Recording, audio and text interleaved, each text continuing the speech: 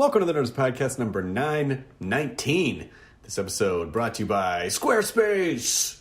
Squarespace makes it easy to turn your mental commodities, your mental jewelry. That was an album. Was that the band Live? Mental Jewelry? Anyway, turn it into a new and unique website. Showcase your work, blog, publish your content, whatever it is, sell products or services, just a few clicks. Customize everything, make it look exactly how you want. These templates are created by world-class designers, and there's nothing to install, patch, or upgrade ever. So it's just, you set it and you forget it. Head to squarespace.com for a free trial. When you're ready to launch, use the offer code Nerdist to save 10% off your first purchase of a website or a domain. I'm going to be performing in Portland at Helium December 7, 8, 9 with my buddy Mike Furman. We will be up there, so go to Helium's website in Portland, Oregon, and come see us. And then I'll come eat donuts in Portland, and then you as a local can tell me that I still did not go to the best donut place because I'm dumb and I am not local. But I will take the donut challenge nonetheless. All right, I'm doing it. Blue Star. I got to go Blue Star. I like Voodoo, just a different experience. I like them both, but I'm sure there's one that I don't know about yet. So by all means, let me know. Also from the Nerdist Community Corkboard, Steph and Sarah write, we're huge Star Wars fans. We've been buying out a theater for a screening of each of the new Star Wars movies that come out this year when in line. We met a lovely couple who were also buying out a theater, but they weren't just having a fun screening with friends. They were doing it as a celebration of the life of their daughter, Zoe. Zoe passed away earlier this year after being cared for at the hospital for sick children in Toronto. Zoe's dad loves Star Wars, and everyone on staff made sure Zoe had a lot of great Star Wars things to make her hospital stay fun. So her parents wanted to say thank you to all the people who helped make Zoe's life wonderful by taking them to a screening of The Last Jedi. We were really moved by this story and how upbeat and positive these parents were in the face of something so awful. Thus, we decided we wanted to do something for these amazing people and fellow Star Wars fans. We've decided to have our own fundraiser for the Labatt Family Heart Center in honor of Zoe. So if anyone's able to help out, any amount is much appreciated. We'll be running it until December 14th when we're planning to show up at the screening the parents bought and surprise them with the total. Please visit tinyurl.com/Zoe Star Wars. That's ZOE Star Wars to find out more info or donate. That is lovely. That is a lovely thing to do for these people who are doing the best they can in the face of the terrible, terrible tragedy, especially around the holidays. Well done, Steph and Sarah. Nick C. was very tired of there not being a good database that listed all the comic book first appearances and key issues, so he created one. Key Collector Comics is the world's first mobile app dedicated to quickly identifying key issue comics from the golden age to today. First appearances, iconic cover art, origins, deaths, artists and writer debuts, classic story arcs, many more instances that make a comic a key comprise the database of over 7,000 issues. It also offers a simplified price guide, an approachable condition assessment to embrace new collectors, and offer relief to seasoned veterans. Comic fans can search by title, character, and inventory the keys they own to see if the value of their investment as it fluctuates based on market conditions. And to make things even better, it's free. No ads, no freemiums, just key issue comics without the clutter. Oh my God, Nick, you have changed the game, my friend. Developed by a collector for collectors. Visit keycollectorcomics.com to download this app for Apple or Android. We sign up for, we buy a lot of stuff in entertainment memorabilia auctions. And there's one auction coming up. Oh man, I don't know if it's Profiles in History, but there's a whole Superman themed comic auction. I hope a Superman themed auction. So stuff from all the different Superman movies and comics and stuff. They got an Action Comics #1. They're hoping to get $800,000 to $1.2 million for it. I think they'll get it. You know, there was an original R2 droid that went for like $2.4 million or something crazy like that in the last big Profiles in History auction. So who knows? You know, it is a collector's paradise. Actually, it's a seller's paradise right now because the internet, you know, it's really a bidder's hell because you're bidding against the entire world. I just bought a couple things today. What did I get? Well, I'll tell you. I got a Japanese Citizen Kane poster because, you know. And then also, I bought an Oswald Cobblepot for Mayor poster that was made for the second Batman film. So there you go. That's all exciting stuff, too. Probably no one but me. This episode is Brian Regan, who is one of the greatest stand-up comics in the history of stand-up comedy, and also a hell of a nice guy. I adore him, and I am a fan of his for life. He's promoting his new Netflix comedy special, Nunchucks and Flamethrowers, which is it's out now. November 21st was the drop date. You can see it now on Netflix. So thanks to Brian Regan for coming back on. This episode also brought to you by Casper Mattresses. With 3 mattress models, the original Casper, the Wave, and the Essential, Casper mattresses are perfectly designed to soothe and cradle your natural geometry, aka your head and your butt and your legs. Not to mention the breathable design helps you sleep cool and regulates your body temperature throughout the night. And they're going to send it to you in a small, tiny box. How do they do that, you will say? But it doesn't matter, because when you get it open, you're going to realize shipping was free, returns in the U.S. and Canada, but you can be sure that the purchase is right. 100 nights risk-free, sleep-on-it trial. You're going to spend a third of your life on this damn thing, so you should absolutely be comfortable. I got my mom one of these, and she's very picky. Sweet lady, very picky, and adores her Casper mattress. So get one for yourself. Get one for someone that you care about. Start sleeping ahead of the curve with Casper. Get $50 towards any mattress purchase by visiting Casper.com/Nerdist and use Nerdist at checkout. That is Casper.com/Nerdist. Enter the offer code Nerdist for $50 at purchase. Terms and conditions apply. And now it is time for the Nerdist Podcast number 919 with Brian Regan. Katie, roll it. Now entering Nerdist.com.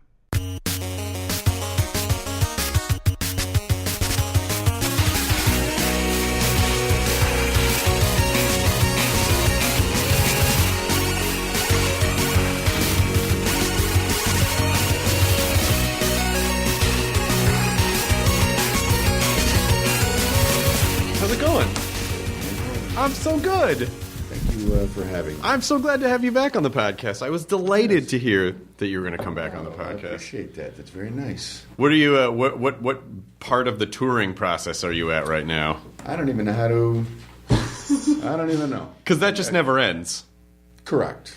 Do you ever take any time off, or do you legitimately? Is it just year round, nonstop, 45 weeks a year? Nonstop.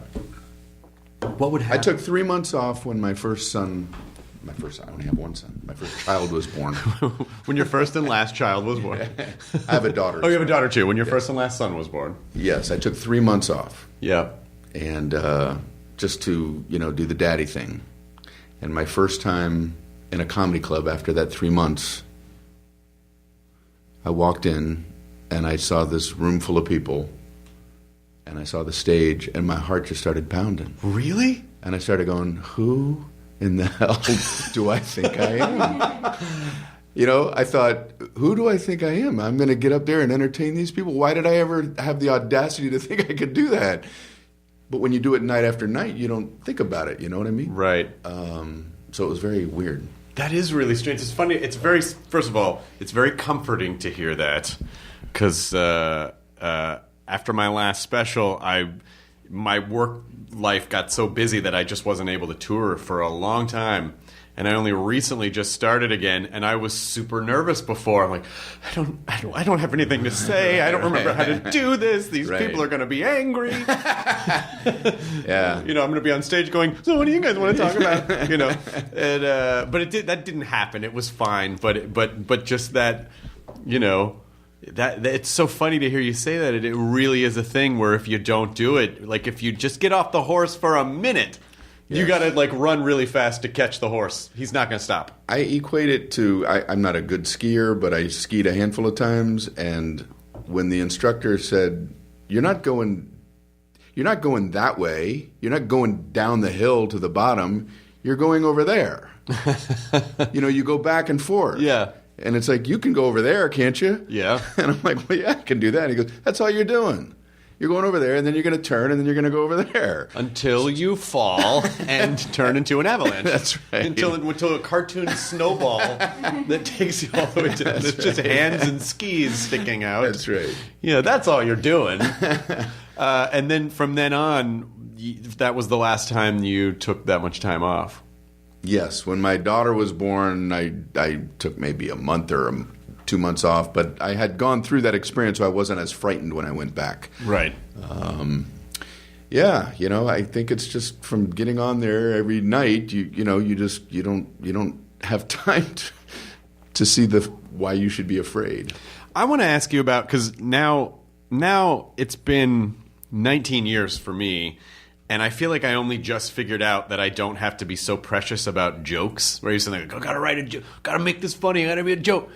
That just sort of going up on stage and just being, as opposed to trying to do something. Do you feel like when you're writing, like, I have to write a joke, or do you just feel like, oh, the way that I express this is just naturally, I know what the rhythm is because I've been doing it for so long? Wow. I still feel like I want to have a bit that has some type of beginning, middle, and an end to it. Mm-hmm. You know, I might wing it a bit when I'm on stage. I mean, I tape every show, but I do just I want to have some idea of where I'm going. I think it would be too strange for me to not have at least some idea of where this bit is going to go. Right. Do you listen to all the sets that you tape? No. Yeah, me neither. No. I used to. Hundreds of them. Years ago, I was like so. I don't know. I thought that if this was what I was going to do for a living, that I had to work at it. But I got to the point where I hated my act. I hated it. You know what I mean? Like, I gotta listen. I gotta say it for an hour, and then I gotta listen to it for an hour. Oh, this guy! What the fuck is this, bro? You know, by the next night, I'm like, my God. So now I just, if I know I do something new or something different, I'll go find those places. Right. What did I say difference on that show? It really is. I'm terrified that if I listen to it back, I'm going to go, I hate that guy, and he should definitely not be doing comedy. Right. Why would anyone? Yeah. Why would anyone care about that? But I feel like there's also, it is really good, though, to hear yourself from a third-person perspective, because you don't always sound the same as you sound in your head when you're saying stuff. True. I'm always more interested in the words and the, you know, all that, but you know, I do physical stuff in my act, but I never think about it. The only time I ever see what it looks like is if I do a TV thing, right? You know, if I do Fallon or something like that, then I'll see it. But like sometimes people ask me if I work on my faces, and it just seems so silly to me. Like I'm in a mirror, like they think I'm at home in a mirror, like practicing goofy faces. Don't bother Daddy now. He's working on his faces. I'm working on my faces. Leave me alone, kids. That's kind of you know, this is the most important 6 hours of my day. You know, feed yourself. Feed yourselves, kids. That's how you learn. Mm-hmm. That's really. I think that's a bit is people asking you about the faces and then just you acting out like what your faces would like. What faces? Oh, and then there's this guy, and then there's this guy. Like even the prospect of that. Like I'm not a fucking clown. Well, that's what it just seems silly to me. But because physicality is part of the show, I guess it makes sense for somebody who doesn't know about comedy to not know and ask that question, you know. There's a special mirror that you have to take on tour with you because you can really only work on your faces in that mirror. I think. I have a funhouse mirror. How do you answer when people ask me what I do? Like if you know, like an Uber driver or whatever. Like, hey, what do you do? I never want to say comedian because it's always followed up with, oh, tell me a joke. Yes. And then like, what do you, when people go, hey, tell me a joke, do you go, oh, I don't tell, I mean, it's not that kind of, how do you answer that question? I avoid the topic like it's the bubonic plague. Mm-hmm. I never offer up that I'm a comedian unless I'm asked. I mean, I'd like to be an honest person. Sure. I never offered that up. Ever. And I've had friends who, like, when I first got started, you know, they would be proud of me. And, like, if we're at a party, like, throw that in. And I had to, you know, one by one, take them aside and go, can you please not include that in my intro? like if no one else, you know, they would say, like, Becky, this is Joe. Joe, this is Fred. Fred, this is Sally. And this is Brian. He's a comedian. Right. Well, why am I the only one that has an occupation attached? You didn't say everybody else's occupation. Ted's a banker. Show me a spreadsheet. Can you tell me about interest rates? Right. Yeah. So, like, if I'm on a flight or something like that, I would imagine other comedians do the same thing. I've got the headset on. Oh yeah. The whole 9 yards. A very obvious cone of do not talk to me. I don't want to. Hey, where you from? Because if I wasn't a comedian, I think I would be more open to just having a chat with somebody. Yeah. But when you're a comedian, it takes on a different tone. Yeah, and just for people who don't understand and just think, well, you're a dick. You're supposed to. Stand-up comedy is not the same as party jokes. And when people say, make me laugh or say something funny, I think in their mind they're expecting, like, oh, you'll be the funniest guy at the party. And I feel like a lot of stand-ups are often not the funniest. Like, party funny people are different than, like, stage performer people. Yes, I agree. I think that stand-up comedians are usually the person that is watching the goofy, funny party guy and elbowing his friend and making a joke about that guy. That's who the comedian is. Being judged. The other guy isn't a good comedian. The other guy just has a lampshade on his head. The comedian is the guy elbowing a guy. Check out the guy with a lampshade on his head. I should write that down. It's pretty good. Should I bring a lampshade on that? Yeah, right. Put it next to my face mirror? Yeah. Yeah. And then the comedian, of course, will then go home and judge himself and be very angry and alone and upset. I mean, do you devote time to writing, like scheduled time, like from 10 to 3 I'm going to write, or do you just write stuff down as you think of it? As I think. I just go through my day and whatever pops into my head. We all have the iPhones now, so I can just put it in the note app. Yeah. Before that, I would try to have a scrap piece of paper and a little pen or a pencil. Yeah. And I remember walking around one time, and sometimes your brain is going and sometimes it's not. And I remember just walking around and seeing all kinds of stuff, and it was in Baltimore. And I just kept stopping and writing things down. But I was walking back and forth, and I was thinking, whoever owns this business here thinks like I'm casing the place. Oh, 100%. Like I'm stopping and writing, that there's no security guard by the front door,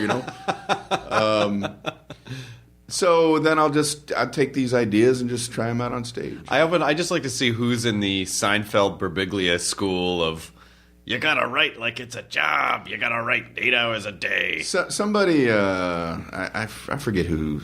I heard somebody say that you should do that as an exercise. Just sit down in front of a blank piece of paper. So, and just write for an hour, and whatever comes out, comes out.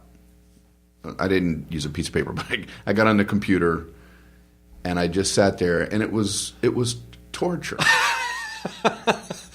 I didn't enjoy the experience at all, and I don't think I got anything out of it. Just a bunch of nonsense came out. It just, and I'm sure it works for people. For people to say that works for them, I'm sure it does, but it doesn't work for me. Yeah, but I also think just going back to your scrap of paper thing and casing that.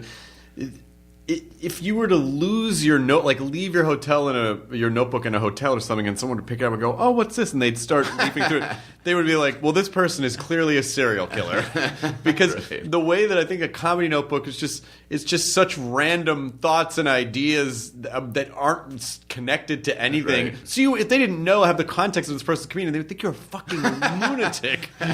There's no. Well, one time when my first CD came out, I had to come up with track titles, which is harder than coming up with the comedy. like I don't know what to call these things. They're just 2-word things, and we'll make them clever. I don't know how to do this. So I was on a flight, and I had to come because it was a deadline, and I had to come up with these track titles. And this was before cell phones. I landed.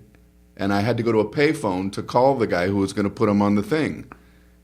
And there were people next to me that I just can only imagine what they were wondering when I'm on a phone going, stupid in school, donut lady, monster trucks.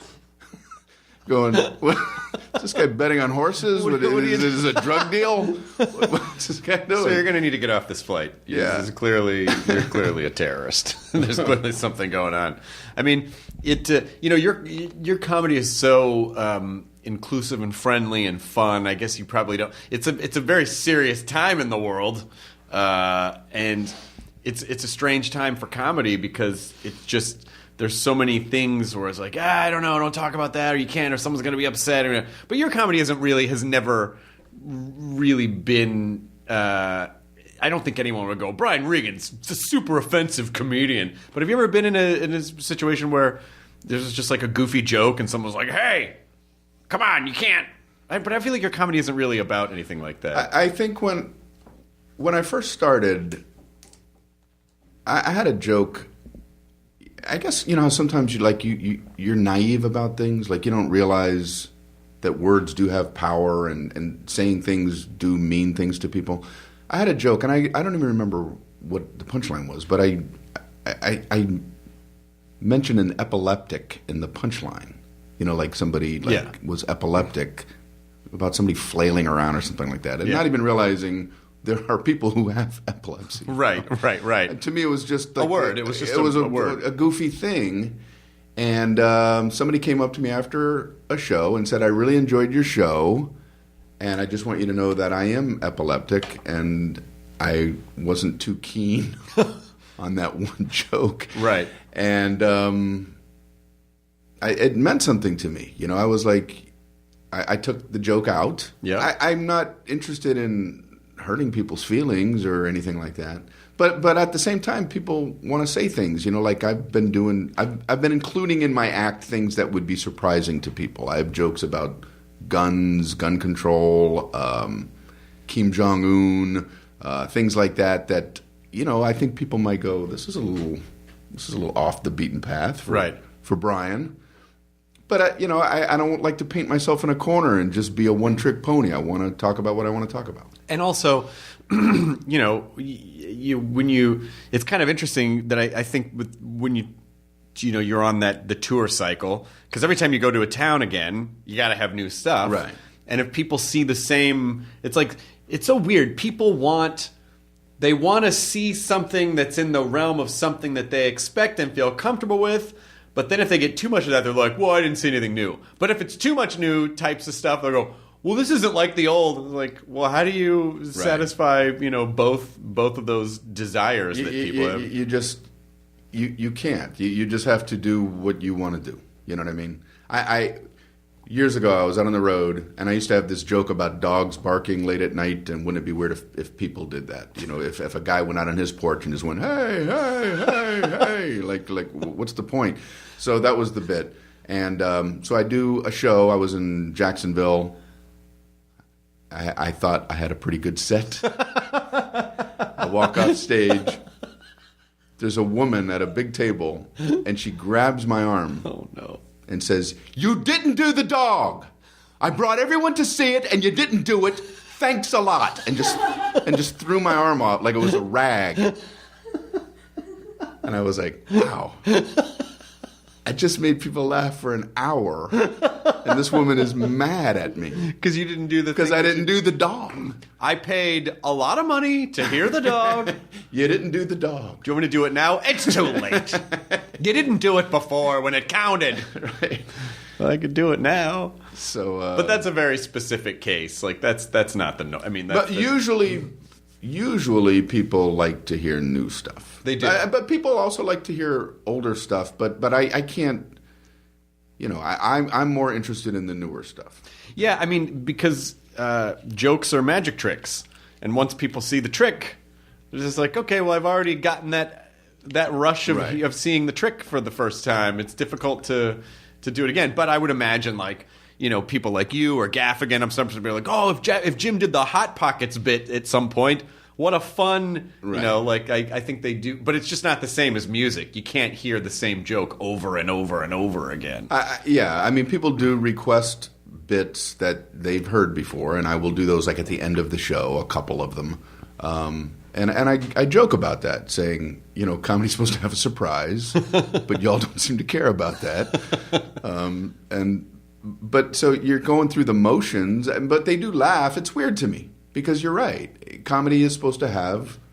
You're not supposed to know where it's going, and if you know where it's going, I don't know why that would be entertaining. But I guess maybe they just like to watch the person do it. I don't. Or just hear it or experience it or something. But then what would happen is you'd go, okay, I'll do the dog bit. So dogs bark, and what if someone came out on their porch, and then people in the audience would go, hey, hey, hey, hey, hey, like they would do the punchline before. Right. But then I feel like that's more of a Rocky Horror comedy experience where people like throwing toast. Yeah, exactly. Where they're throwing Yes, toast, or getting involved in that way. When I first started, I was at a comedy club in Fort Lauderdale, and I used to do a fake impression. I would say, "You all like impressions?" And they would go, "Yeah." And I go, "All right, hang on." And I would turn around and pretend I was doing something with my hair, and I would come back and go, "You got anything to eat, man? You got anything to eat? Because I'm starving." And then they would stare at me, and I would say, "That's Randy Johnson. He lives across the street from me."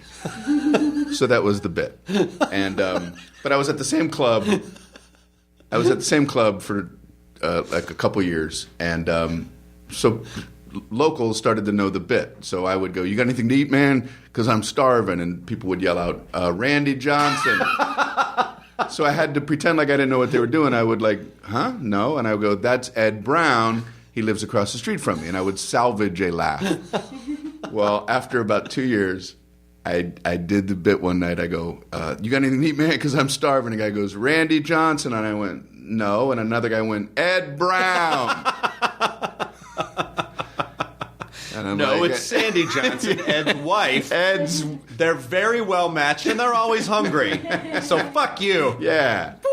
As you push the mic down on stage. That night I went home and said, "Are there other comedy clubs in this country that I can go perform at?" Or you just have to get new neighbors. I'm sorry. Could you please move because I need a new. I should go on stage with a phone book and go, "No," and then just go to some new Ralph Edwards, Nancy Padilla. and people go, the guy can't ad lib a name. Nope. He needs a phone book. Yeah, a whole phone book. Sorry, guys. That's how bad he is at this craft. Listen, you want to try to get a jump on me? I have I'm set. 100,000. I got every name you can think of in here. You ain't gonna heckle them all. So tonight, I'm going to read every name of every neighbor who could live across the street from me. They all live in my neighborhood. Al Albertson.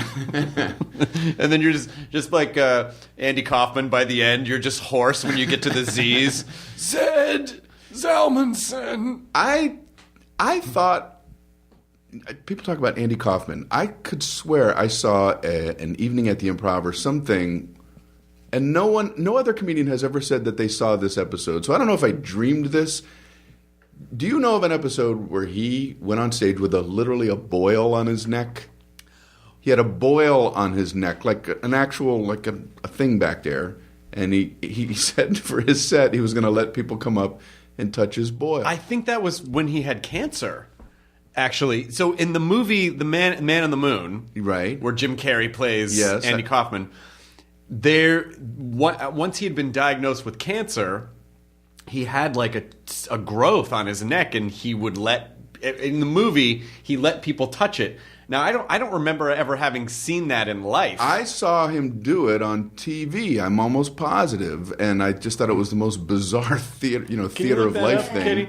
Yeah, but And he had people come on stage, and they had to wash their hands. They had like a bowl of water, and they would clean their hands, and then they would touch that, and then clean their hands again, and then walk off the other side of the stage. So then the next person that came up is just washing their hands in boil water? I guess he didn't think it that far Right, through, through.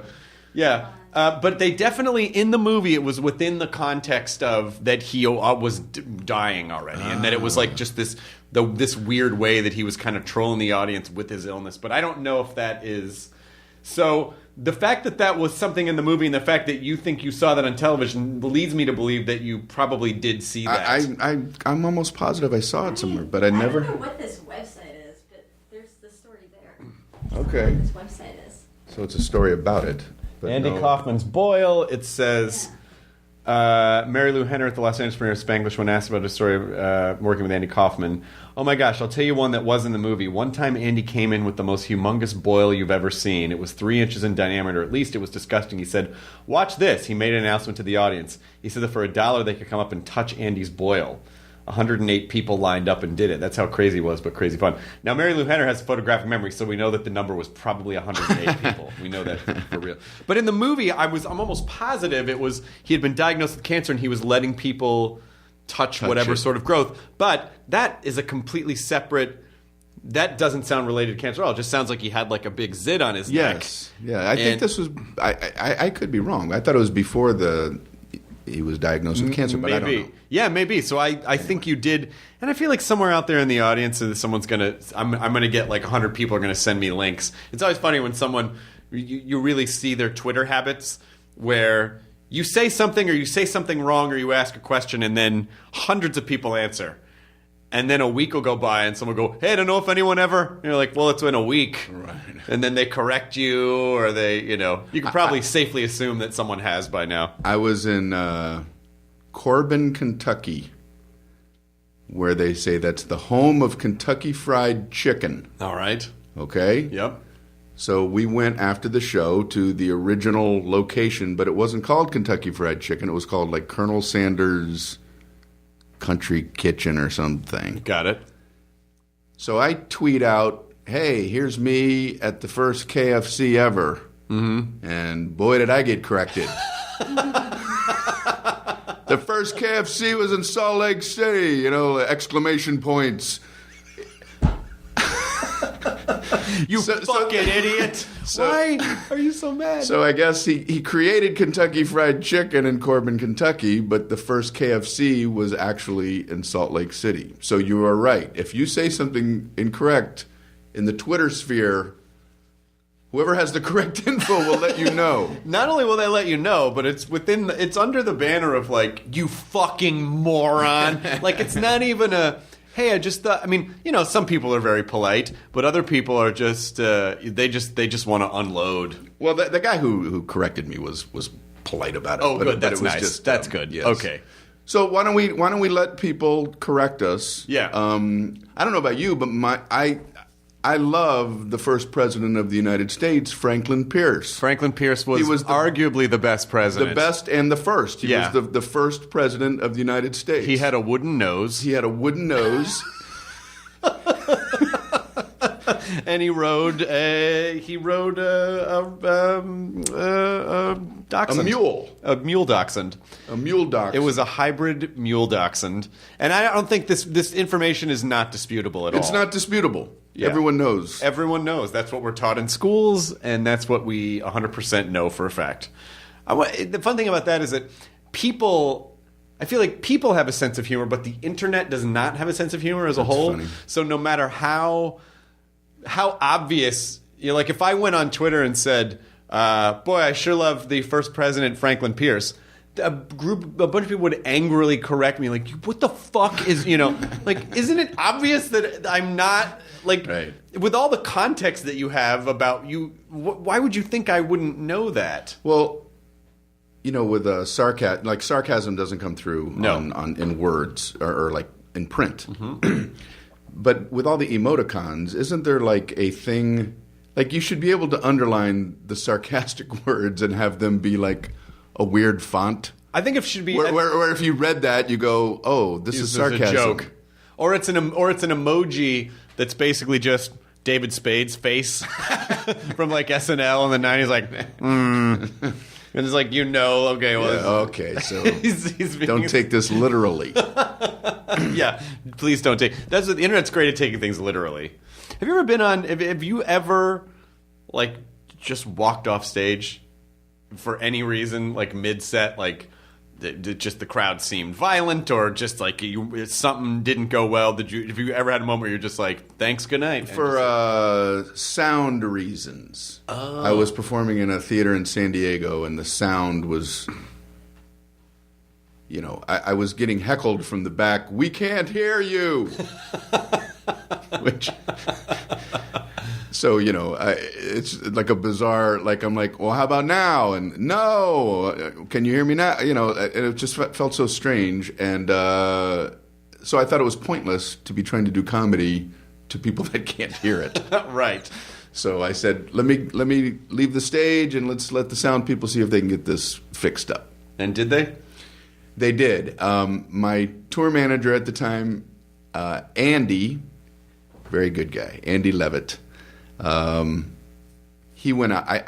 He says, we're off stage. He goes, okay, it's fixed. And I said, well, it was cutting in and out. Oh. And he goes, Great well, for your jokes, by the way. I said, just go out there and test it. So he went out and said, ABC, and then he just left the stage. And I said, you got to do more letters than that because it's cutting out.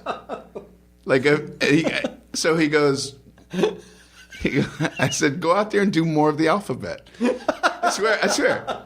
This is in front of like 1,000 people. So he goes back out and goes A, B, C, D, and he messed up the alphabet. He forgot the alphabet like halfway through. And everybody started laughing. Then he became your opener. Yeah. Now he's my opener. Now Andy Levitt reads the alphabet. Andy Levitt does the alphabet. Reads the alphabet. He's got to read the alphabet. He's got to read it. So that was the only time I left the stage. But then it ended up working out. That's fine. Those are kind of fun moments, though, because I feel like when things go wrong in the body of a show, it creates a real sense with that immediate group of a community. It's like, oh, we're all experiencing some weird thing together, and that's fun. That makes this special, and that makes it unique, and we all got to be a part of it. So does that stuff piss you off when that happens, or does it be like, oh, okay, well, we'll just sort of roll with it and figure it out? Where I perform now, like, it's usually pretty decent atmospheres. But, when I was doing comedy clubs and bars and stuff like that, you'd have weird things happen. And I'm not that good at being an MC of a brawl. Not that there were a lot of brawls in my shows, sure. But, it's like some people are better at that than others, Like if somebody's being kicked out, I don't like to be the kind of guy that's emceeing that. Right. I would rather that just be done discreetly. I've seen people just leave the stage while somebody gets kicked out or whatever. But yeah. I don't know. I've had people... I had a guy in Madison, Wisconsin at Comedy on State once. He was sitting in the front row, and I like to talk a lot to the crowd. Because it just makes it fun for me. Mm-hmm. And I go, hey, what's going on? And I put the mic under his mouth, and his eyes got really wide, and he just shook his head and his jaw clenched, and I was like, are you okay? And he was like, don't. Like, he was just instantly mad. And I go, I said to his friends, like, okay, is he okay? He's okay. And he stood up and just it was get that fucking thing out of my... It was something like that. Yeah. And the crowd was like, whoa. And I was like, all right, let's, And he stood up and just angrily stormed out. Wow. And everyone started booing. I was like, yeah, let him have his moment. No one's required to talk to me. It's totally fine. If I had been any less experienced of a comic, it would have been like a disaster of a show. But then afterwards, he came up and he was like, and I thought, oh, he's going to hit me. I don't know what I said. I don't know what button I pushed. And he was just like, I'm really sorry, man. I just have a tremendous social anxiety. And I was like, front row, maybe not the best place to sit for that. But, Wow. But he was really sweet about it. And it actually ended up being, and I was like, no, you don't have to talk to me. It's totally fine, He has a weird way of dealing with it by saying, get that fucking thing out of my face. By drawing the most attention. There's a better way to, to not be noticed. Poor guy. I felt awful because I understand anxiety and so I felt bad, but there was he was so anxious in the moment that he wasn't able to convey that. So it was just an immediate guard dog response. Get that fucking, I'm like, why is he so angry off the bat? Well, I have social anxiety. Probably a lot of comedians might have it, or some do, and then we get on stage, it's a different thing. You know what I mean? It's different than being in a small group of people. But I remember being terrified when I was a kid. I went to Catholic school, and the Monsignor came into our class and one by one gave the report cards out. Oh, no. And he would like take the report card and he would bring that kid up and say a little bit about their grades. Oh, no, that's awful. Yeah, in front of the whole class. And he was going alphabetically. I'm Regan, so I'm like towards the end, so I get to watch half the people go up there. And I just remember sitting in my chair, petrified, that I had to go in front of the class. I didn't even have to say anything. I had to just be in front of the class while the Monsignor gave me my report card. So it's weird that kind of petrification would lead to somebody actually being on stage, and telling jokes. But you know what's not weird about it is that in that situation, you were not in control. So being in a situation where you are 100% in control when you go on stage. That's true. That's true. There could be a little bit of a rebellion there. I mean, like, if you were at a show, like if you're like at a benefit show or you're at another type of show and you're sitting in the audience, do you almost shit your pants if someone, unbeknownst to you, just all of a sudden goes, "Hey, we got Brian Regan here in the audience. Brian, you want to come up and would that freak you out, or would you be able to just hop up and go into comedy mode? That would freak me out. I do like the 100% control thing. Yeah. I went to Terry Fader's show out in Las Vegas, and he was nice enough to, hey, we have Brian Regan here, and I stood up. He said stand up, so I stood up, and he was and I heckled something to try to be funny while he was talking. Nobody heard me, and it was just. And I sat down, and I felt so stupid. I'm like, here he is trying to say a nice thing about me, and I'm something that made no sense. I don't even know what it meant. Why are you gonna hide behind those puppets? Oh God, why would you? It wasn't mean towards him, but I was just trying to be funny in the moment, and I sat down like, man, I'm not good at this. I'm not good at talking to people. Well, I've never mastered the art of. There are some comics who can be flawlessly funny from the back of the room. And I've never been I have a very low success rate for calling out jokes from a group. Yeah. And so I just don't do it. I just try to be very quiet and respectful. I think the in control thing is you nailed it. It's when you're on stage by yourself with a microphone, you're in charge of what you say and when you say it. That's why a social situation is not that. A social situation, somebody's going to ask you something. You don't know. Like, what time is it? Fucking watch away from me. Where are you from? I don't know where I'm from. I don't have a map on me. I can't handle those moments. Well, you do. It's on your phone. Yeah. I don't have it. Was there traffic on the way to the party? I don't know that. I don't know that.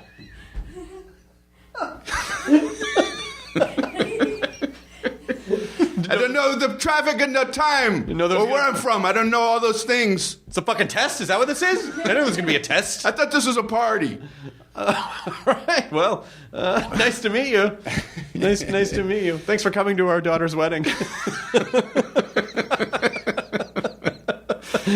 So it's magnified to a degree, but that's what it feels like when I go to a party. Yeah, I don't know what it is. And I always tell people, like, yeah, one-on-one, it's very awkward. You just don't.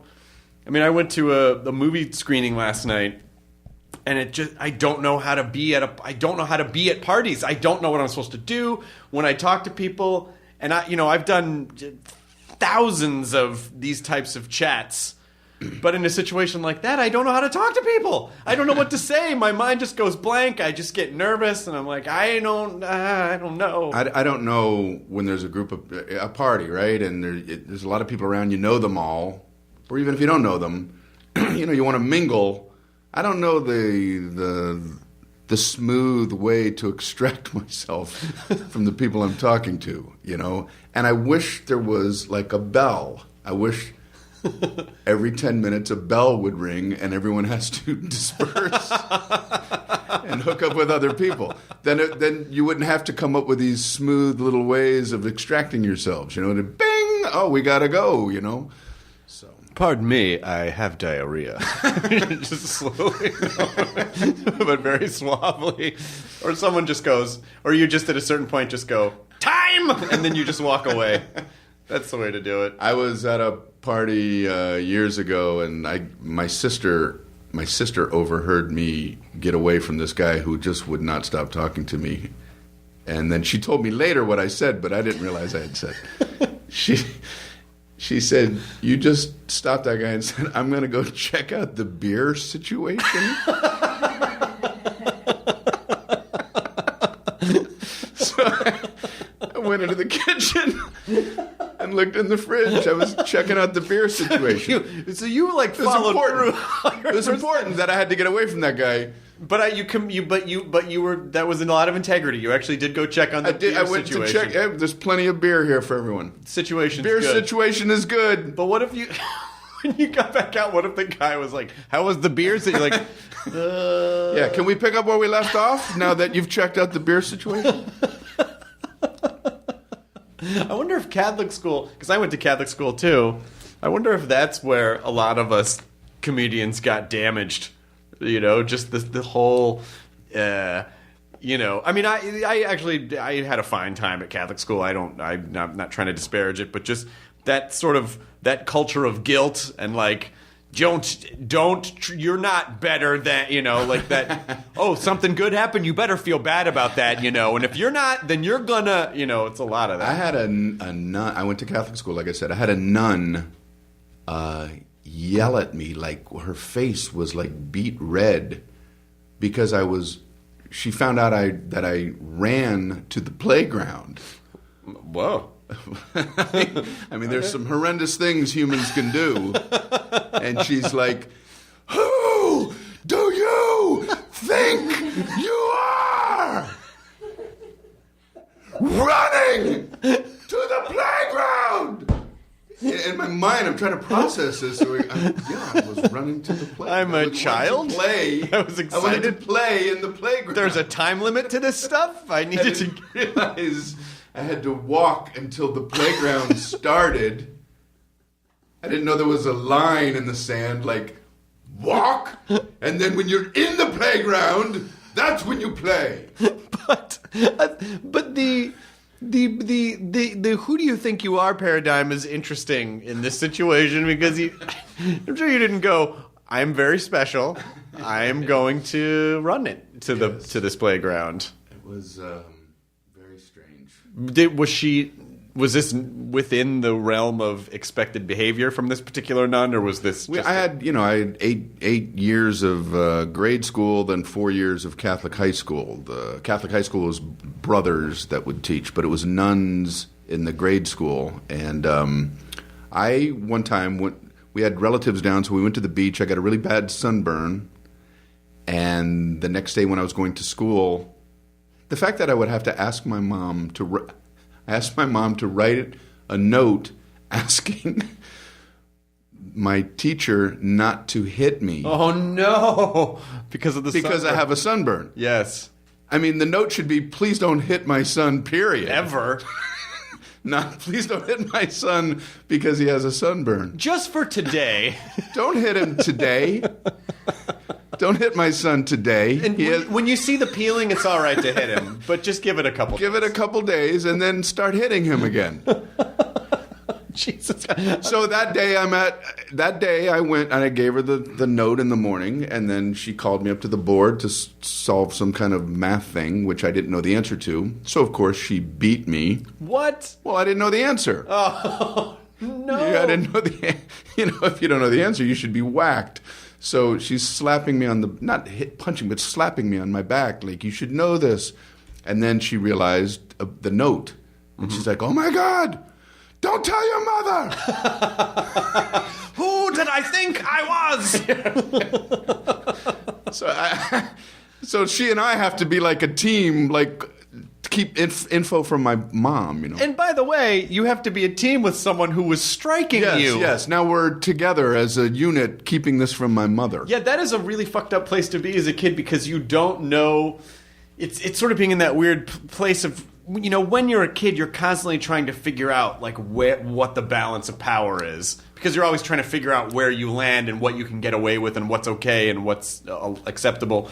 But when you're in between a school official, and particularly a religious school official, like a nun and a parent, you sort of go like, who has seniority over whom? Right. Who could I go to and it would be okay because they would have the last word? Yes. One little bit of power that I was able to do is I would ask questions, and I would always mix up the words number and letter and paragraph, just because that was the only power that I had, was to say it wrong. But all the other kids knew that I was doing this, so like I would get giggles and laughs from them, but the teacher never caught on, and she'd, yes, Brian. I was looking in the history book at letter 3, number C. The first little jokes I had was inverting the word letter and number, and then everyone would laugh, and I would sit down, and I felt powerful, like I got one over. Those are the seeds of stand-up comedy, right there. I got one over on the nun, and she's not hitting me. You know? So the trick is just they're really funny. Before your shows now, Brian has a sunburn today. If you don't like any of the jokes, please don't hit him. Please don't hit him. Please don't come up and hit him. Please don't hit him today. He has a very bad sunburn. If you do hit him, he's going to figure out how to keep it from his mom. It's not pleasant. I wish I had that note. I wish I had saved the note. Please don't hit my son today. Well, it's funny that you said when you said you were taught by brothers, like the Christian brothers in high school. Yes. Like I remember there was a high school where I grew up that was taught by. I didn't go to it. And it was notorious they would just like hit people with rulers and just whack them and knock them around. I mean, it was. I got hit in the arm by a brother for not having read what I was supposed to read, and he was just walking up and down the aisle, and he goes, "Did you read the assignment?" I should have said yes.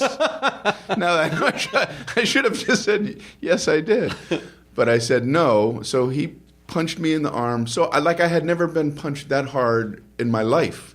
Like it was like to the bone. And I wanted to cry. Right. But I'm in high school and you can't. I'm on the football team. Right. So, but I remember that punch to this day.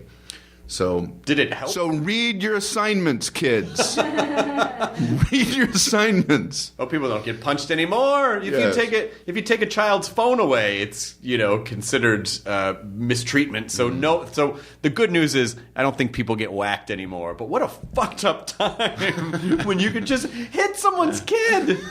I'm sure it's frustrating to be a teacher. I'm sure it's annoying that kids don't listen, but you can't just hit them. I told you I've got the two kids, and they're both great kids. And one time, my son, I put him in timeout. Mm-hmm. Like I've never ever hit them ever, but one time I put him in timeout. He was like 2, and I don't even know what he did, and he was sitting in a chair, and he just gave me this look that was so. It crushed me, and I was like, Get out of that chair. Come over here. You're not in whatever that was, whatever that timeout was. You're not in it anymore, and I'm never going to do that again to you. The punishment zone. Yeah, it just felt awkward. My parents never hit me. They were very cool parents, though I do remember, I think because I was a fucked up, manipulative little kid, I was acting up in a restaurant. I was probably 4 years old. My mom thought this was hilarious. My dad did not. And I was acting up, and so my dad's like, well, we're going to go outside. And I don't know what in my head I thought outside meant. Right. But it was just like, I knew that it was the result of my behavior, so I just felt like whatever it is out there is not good. Right. And so I didn't listen, and so my dad's like, all right, we're going outside. So he has my hand. He's taking me outside, and all the way through the restaurant, please don't hit me, Daddy! Please don't hit me! And my dad, who was not, also did not like, he liked controlled attention, but not that kind of attention. My mom said he was just a shade of purple that she had never seen because he was so embarrassed. And trying to, with his eyes explain to people, I've never hit him in my life. It's a lot to express with your eyes. Oh, yeah. Well, today, if I have a kid someday and he does that, and of course someone's going to get it on video, and I have to be like, I know what it looks like. I've never, ever, why would I hit this beautiful child? But it's it was such a fucked up. I mean, you know, looking back, if he had swatted me after doing that, I feel like I would have been asking for it after pulling that. But he still didn't. You know, my parents were very, very cool about that. There was a kid in my class in high school or in grade school that would flinch every time the teacher walked by. No. He was so used. Well, he was a horrible student, just a complete mess up. But he just assumed he was going to be hit when a teacher walked past him. And we would watch him, like, whenever the teacher was walking up and down the aisle, go, check out Doug. Check out Doug. Oh, no. And then she would and he'd like, give this little flinch, like, and when the teacher didn't hit him, it was like a nice little moment for him. Wow, I wasn't hit. Well, that's why you got to walk up and hit him and go, you were ready for it, though. You know, you were ready for it. You just got to keep you ready. You never know when it's going to happen. Yeah, I think it's good that we've taken capital punishment out of the school systems. I don't really understand that getting punched in the arm, did you read everything going forward, or did it actually do anything positive? I don't think it changed my study habits, so no, I don't think it worked. I mean, if I came home and said, Mom, a teacher punched me in the arm, my mom is a little Italian lady, she would have probably lit the school on fire. Like, she would have it would have been a thunderstorm through there if anyone had laid a hand on me. Well, I told my mom, she goes, well, you didn't have a sunburn. So it was fine. Did you ever say to your parents, like, hey, I don't know, this just feels like it's not okay. Are you sure you guys are okay with this? Well, it's just you don't even think about it. I mean, it was just the way it was. It was just different in those days. Yeah. When I was your age, we used to put on boxing gloves to go to class. We get hit in the face. Yeah, it's kind of rough. But I think, when you got to, did you go to college? Heidelberg College, Tiffin, Ohio. It is now called Heidelberg University, but it was a college when I went there. And I prefer college. What was the experience when you went to college and you realized no one was going to hit you in college? Yeah, that was strange. Heidelberg is where I first started doing the comedy thing. I took a speech class, and that's when I started thinking about comedy. Did you have a professor that say, like, oh, you should do comedy, or did you just arrive? I played football in high school, and I played in college, and I went to college thinking I was going to be an accountant. I didn't like accounting at all. I went to my football coach and said, hey, I don't know why I'm here in school. I'm all disillusioned and everything. And he said, you might want to switch majors to the Communication Theater Arts Department. He was a very bad football coach. We were like 0-8, but he set me on the right path. He had a lot of good insight. So I went and watched, he said, Jerry Ross, he's a friend of mine. He's in the Communication Theater Arts Department. Talk to him. So I went and talked to him, and he goes, yeah, I'm in a play. So like the next day I watched him in a play, a campus play called Deadwood Dick. Oh, yeah. And he's on stage dressed like a cowboy, and he looked like he was having a ball. And I'm in the back of the theater going, he's not a cowboy. But he gets to pretend like he's a cowboy.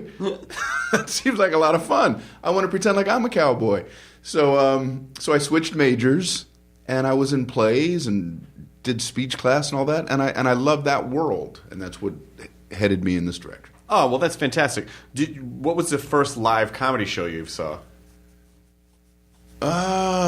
Tom Parks, comedian, performed at my school. And I interviewed him because I was already thinking about being a comedian. So he performed at the school, and it was amazing. You go over to this little campus thing, and they've set up a little stage in the corner, and he goes and does that. And I found out from the campus entertainment committee what he was being paid. Oh, yeah, and it's mind-blowing. And like, if I had $10 in my pocket, I knew I could go down and buy a pitcher downtown, a pitcher of beer, you know what I mean? And he was getting $800 for the night. Yeah. Like, I couldn't even comprehend that. Right. And I talked to him before the show, and I didn't mention the money, but I knew what he was getting. And I said, how many of these do you do a week? And he goes, I do like 3 or 4 a week, and my brain exploded. I mean, I knew I wasn't a good accountant, but I was able to go, that's pretty decent, you know? So I didn't realize he had been at it a long time to be able to get to that point. But Sure. I thought if I could, you know, I thought doing comedy would be fun. And if you could make a living at it, wow, that'd be pretty damn cool. Yeah, I mean, he might as well have said to you, "I'm a billionaire." Yes. Anything over $100 was a billionaire to me. Yeah, and colleges do pay entertainment acts a lot of money, but the colleges have entertainment budgets set aside for this type of thing, and if they don't use the entertainment budget, then the schools tend to take away whatever they don't use the next year, and so it is, you know, it is, people do get paid well, but that's part of the deal. That's how they're able to get big acts in there to perform at schools. Right. Have you performed at colleges recently? I don't do as many as I used to, but I've done colleges, yeah. Yeah. They're really interesting now just because of smartphones. You know, it's like everyone, you kind of look out and people's faces are down. You're like, oh, what do you... It's just for a little bit. Just put it down just for a little bit. I think it'd be fun if performers could really perfect some type of an electromagnetic device that just freezes phones during a performance. Some guys have those little envelopes. Mm-hmm. They're making people put their phones in these Ziploc things. Yeah, I had to do that last night. It's like a little rubber. It's like a little, you know, nylon bag, right? And it has a lock on it. So you have your phone with you. You have it but with you. You can't access it. Until you leave. Right. I'm not opposed to that. You know. Do you ever have people record your sets and post them online? Do you have to say, like, please don't do that? I had a woman sitting center, first row, right in the middle, holding up an iPad that size, arms extended, like she's giving it to me as a gift. And I'm like, what are you doing? I'm recording you. And I'm like, well, you know that's not cool, right? And she said, no, I like you. So I was supposed to accept that as a compliment, you know? Like, no, I like you. That's why I'm recording you. Yeah. And I had to, you know, say, well, I'd like to think this show is just for us here, you know? And she goes, oh, I'm sorry, I didn't realize. And then she just put it down. Oh, that's but, like, nice. Completely oblivious. Totally innocent mistake. I think a lot of people are just oblivious to the fact that that might not be what you because want. everything now is fair game, you know? So people, I think they just assume, like, oh, it's like a music show. You go to a music show, and you're like, well, but you can watch songs over and over again, but if you post, I mean, because I've had people post stuff, and even though they say at the beginning of the show, like, hey, please don't take video, please don't post anything, people still do it. Right. And I go, oh, hey, you know, if you do that, it just sort of makes it harder to do it on television, because then people have already seen so far everyone's been really sweet about, oh, I didn't realize, I just, you know, I liked your work, and so I wanted to. Mm-hmm. They really do think that it's a kind thing to do, but it really actually doesn't help. Yeah. Every joke is in a different stage of development. And if they're recording a brand new joke and put it on YouTube, I don't read comments anyway, but, you know, if somebody, like, watches a joke and go, well, that's not funny, well, I didn't say it was. It's like I equate it to, I put the brownies in the oven, but you took them out before the oven. These brownies are terrible. Yeah, well, they weren't ready. I was going to take them out in 10 minutes, and you took them out they weren't after even 20 cooked. seconds. Yeah, I know, because It's the same with a joke. You put a joke out there, it's like, I'm working on the joke. It's not done yet. But the way people think, the way that people's brains think now, and I think it's just because there's just so much information to process. So if you're workshopping a joke, and it goes okay, but you're still playing, and they put it on YouTube, and everyone's like, fuck this guy, he's not funny. They immediately go, well, that guy's not funny. Forever. Well, would you want to look at any other thing? Nope. I saw enough. It's like 15 I saw the seconds. one unfunny joke, and I've made up my mind. Well, do you think it's possible that maybe there are other... No, sorry, I'm done. I already closed the door. I guess I'll have to just lose out on those people. I'm already in an easy chair in my brain. I'm not going to get up and open that door again on this guy. I've already shut it. You expect me to get up every time and form new judgments on things? It's not possible. Do you think you would? ever do you ever do drop-in sets anywhere? Or do you ever go do Brian Regan do 15 minutes at the Comedy Store or whatever? A little bit here and there if I'm out on the road. After our show, we'll head over to whatever comedy club is in town. Sometimes I'll pop up on stage and do a few minutes. What's your 10-minute set versus your? I'm not good at it. I'm glad to hear that. I get up there and I don't know how to start. I don't, I went to one comedy club. I wear contacts on stage, but I wear glasses as I am now when I'm off stage. So I was done with my show. I put my glasses on. Then I go to a comedy club. They asked me if I wanted to do a guest set. I never go on stage with my glasses on. And I'm on stage, and I wasn't doing well, and my glasses started fogging up. And I thought, I look like an amateur up here, like I'm fumbling around. I don't know what jokes to tell. My glasses are all steamed up. And they're like, is this the guy that they just introduced as having performed over at the theater down the street? Yeah, that's the thing. Is you're like, I just performed to 3,000 people. Yeah, and they're like, we don't believe it. No, I was there. No, a guy that was there didn't have glasses. I know, but I just put them on.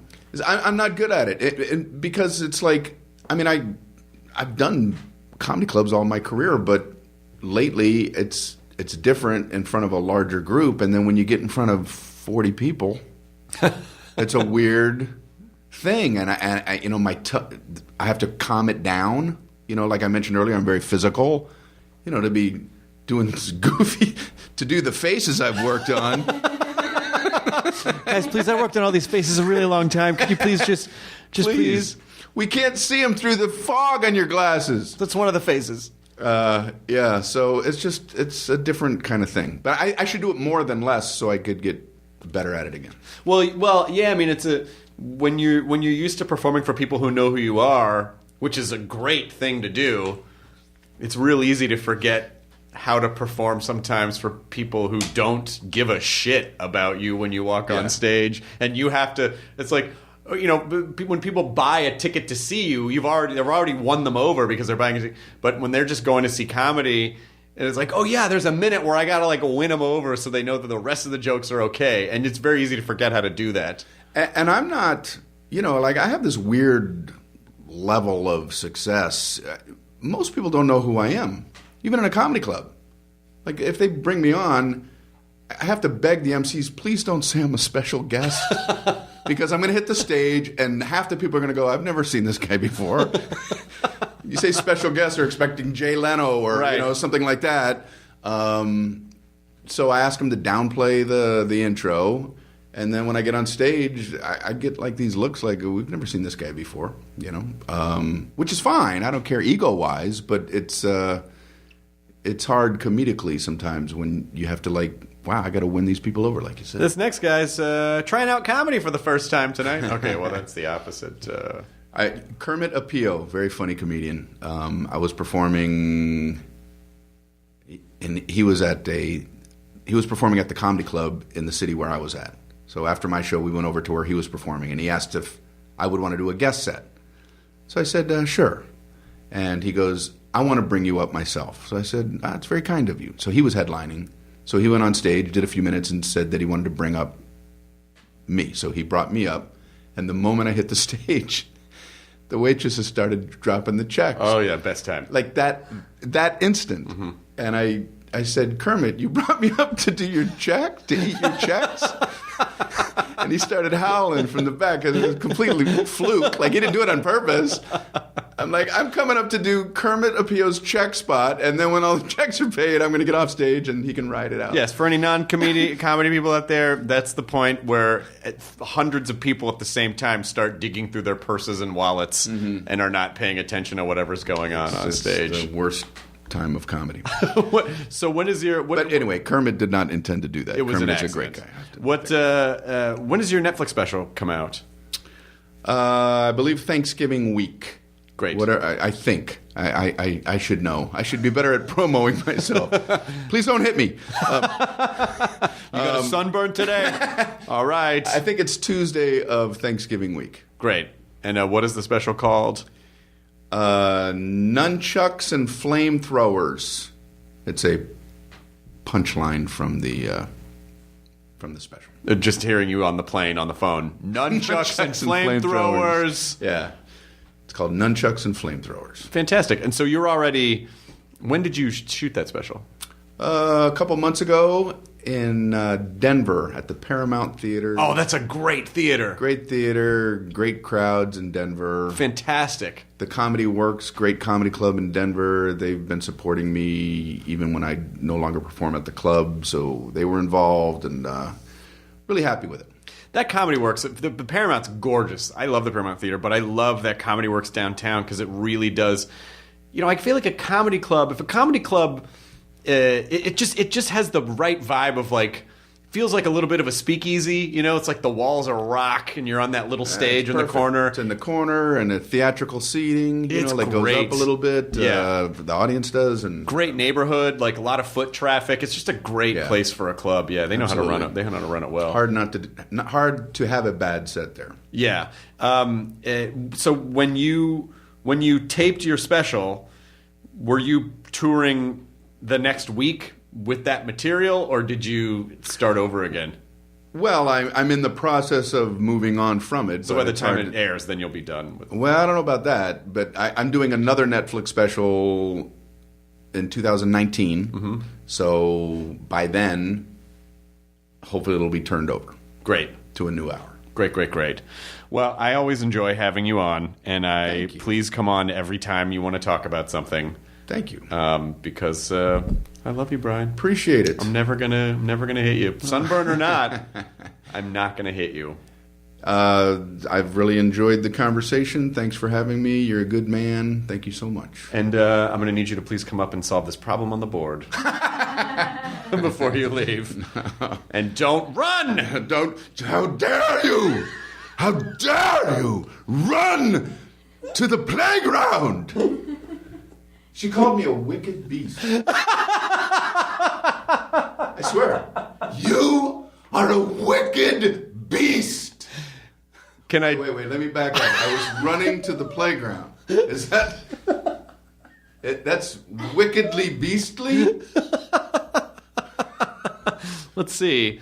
Mussolini. That's how they got started. I bet if you see video of Mussolini as a kid, I bet you he ran to the playground. Benito, why? Who do you think you are? You don't run. He's a wicked beast. I think Wicked Beast is the name of the next special. That should be it. Wicked Beast. 2019. All right. Thanks, Brian Regan. Thank Good you. to see you. Enjoy your burrito, everyone. Now leaving Nerdist.com. Enjoy your burrito.